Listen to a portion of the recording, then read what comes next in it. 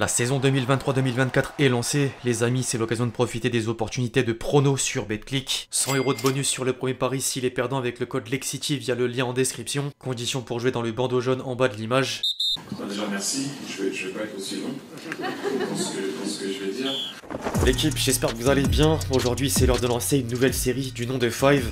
Qu'est-ce que Five, vous allez me dire? C'est une nouvelle formule d'ActuFoot dans laquelle je ferai chaque semaine 5 focus sur les derniers événements, dont l'avancée de la Ligue 1, un tour d'horizon dans les 4 autres championnats majeurs, le ou les matchs qui méritent une attention particulière, comme la performance d'un ou plusieurs joueurs, et les informations au cœur des débats au sein de la presse ou ailleurs. Bref, y a plus qu'à. Les amis, je compte sur vous d'avance pour accueillir le premier épisode de la meilleure des manières avec votre meilleur j'aime. Merci d'avance à tous ceux qui prendront le temps de le faire et écoutez, trêve de blablaterie. C'est parti.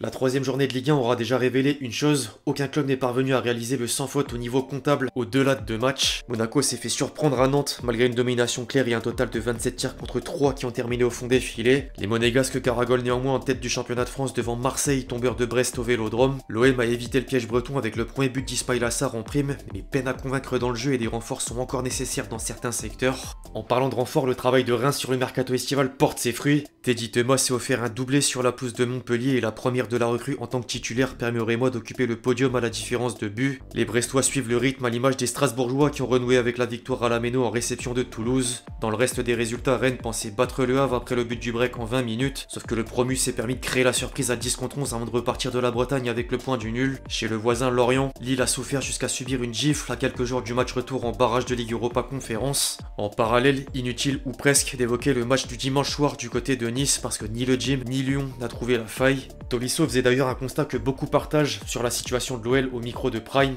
Je cite: « Aujourd'hui on est l'Olympique Lyonnais de 2023-2024 et pas l'OL de 2002-2003 ou 2015-2016. On ne va pas se prendre pour des autres, on n'est pas comme nos prédécesseurs. On a vu qu'on avait du mal en ce début de saison donc on travaille énormément à l'entraînement pour redresser la barre. Même si on est l'OL, on est content d'être venu chercher un point à Nice. Affaire à suivre. » Enfin un mot sur le choc du week-end entre les deux premiers de l'exercice 2022-2023. Paris comme Lens avait besoin d'un déclic et le PSG l'a obtenu aux dépens des 100 et or. Les hommes de Luis Enrique ont surpassé le Racing au Parc des Princes grâce à des buts d'Asensio et Mbappé qui s'est illustré à 2 reprises. Le Kicks apparaît pour la première fois de la saison au sein du 11 type de l'équipe aux côtés d'Ugarte. Par contre, aucune nouvelle de la fameuse prise de parole qui était attendue après la rencontre. L'attaquant tricolore laisse planer le doute même si quelques coéquipiers ont déjà donné leur avis dont Donnarumma au micro de Free. Et vous avez un échange tous les deux, hein? Oui. C'est un plaisir de jouer avec Kylian. C'est fantastique. Et... Il va rester. Oui. C'est sûr. Saber Defarge est allé dans le même sens sur Téléfoot. Mbappé devrait rester au PSG cette saison et 3 options seraient à l'étude. Soit il prolonge à long terme, soit il signe pour 1 an seulement, soit il faut prévoir un départ libre en 2024. À l'étranger, désormais, plusieurs scénarios valaient le détour. En Angleterre, Manchester United avait 2 longueurs de retard en à peine 4 minutes avant d'inverser la vapeur et l'emporter en réception de Nottingham Forest. Les tabloïds anglais ont également apprécié le sursaut d'orgueil de Liverpool réduit à 10 sur la pelouse de Newcastle. Les Reds sont allés chercher les 3 points grâce à un but de Darwin Núñez dans le temps additionnel et l'Uruguayen a multiplié les compliments. Outre le Sun, l'Express préférait afficher la déclaration de Klopp qui place le comeback de 2019 face au Barça en dessous de la dernière performance.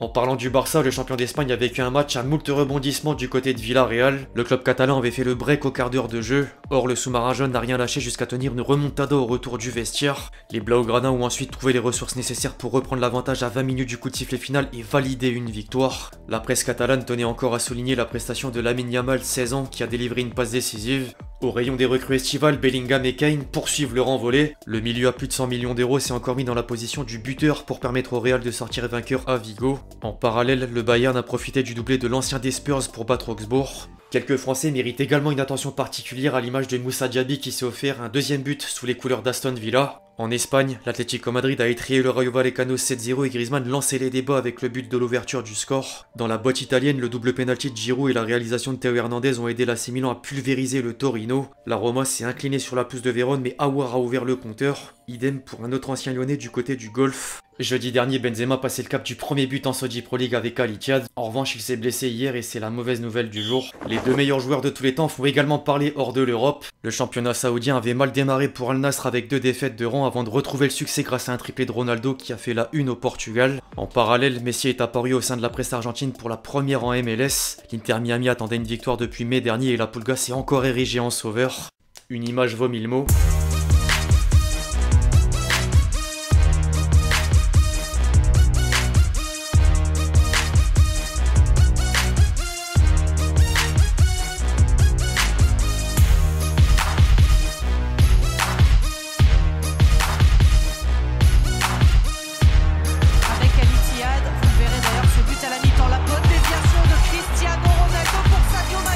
Par contre, Messi et Ronaldo, même combat vis-à-vis de leur classement respectif. Al Nassr et l'Inter Miami figurent chacun en deuxième partie de tableau et il y a fort à faire pour rattraper le retard comptable. En dehors des terrains, le foot vit une crise sans précédent depuis quelques jours à cause de l'affaire Rubiales.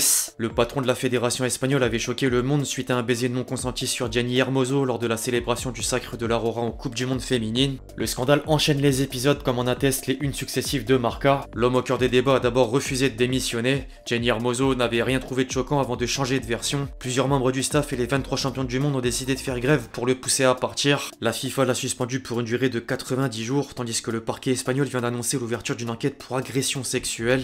En l'état, Rubiales refuse toujours de céder à la pression et même pire. Le secrétaire général de la Fédération royale espagnole a demandé à l'UEFA d'agir pour suspendre la RFEF, ce qui signifie l'exclusion des équipes espagnoles de toutes les compétitions européennes. Si la décision du principal concerné n'évolue pas, les conséquences seront considérables. Affaire à suivre. J'ai du mal à croire à un tel scénario, mais imagine. Enfin les amis, c'est officiel, Thierry Henry est le nouveau sélectionneur de l'équipe de France Espoir. Il s'est présenté à Clairefontaine en conférence de presse aux côtés de Batik, les gars et de Clichy. N'hésitez pas à me dire dans les commentaires comment est-ce que vous sentez la suite. Déjà merci, vraiment heureux d'être là, honoré. Pouvoir chanter et rechanter la Marseillaise avec fierté, pour moi c'est quand même important. Je le faisais à la maison, vous ne le voyez pas. Ou alors quand on a dû se rencontrer, je ne pourrais pas non plus sur le banc de l'autre côté. Même si je dois passer un petit message et merci à ma deuxième patrie. Mais je suis bien français, content de l'être, heureux de revenir et porter le coq. Ça ne sera pas un maillot, ça sera un survêt. Et on sait que c'est pas évident. Et aussi, je voulais tirer mon chapeau à Sylvain Ripoll parce qu'il a eu des situations vraiment difficiles, notamment sur les JO et le Japon. Et d'entraîner une équipe espoir, c'est pas évident. Je vois mon ancien coach ici, Raymond Domenech, et je peux vous dire que gagner des matchs en espoir à l'extérieur contre des équipes où vous pensez que c'est facile à manœuvrer, c'est pas facile. La génération change tous les 2 ans, les meilleurs vont plus haut et c'est tout à fait normal. Bref, l'équipe c'est tout pour le premier fight de la chaîne, j'espère qu'il vous aura plu, je compte sur vous si c'est le cas pour lâcher votre meilleur j'aime, comme d'habitude. N'hésitez pas à me donner vos avis sur tous les sujets qu'on a pu traiter aujourd'hui, comme votre avis sur la série, puis d'ici là on se retrouve très vite sur la chaîne pour de nouvelles vidéos, c'était Lexti. Ciao.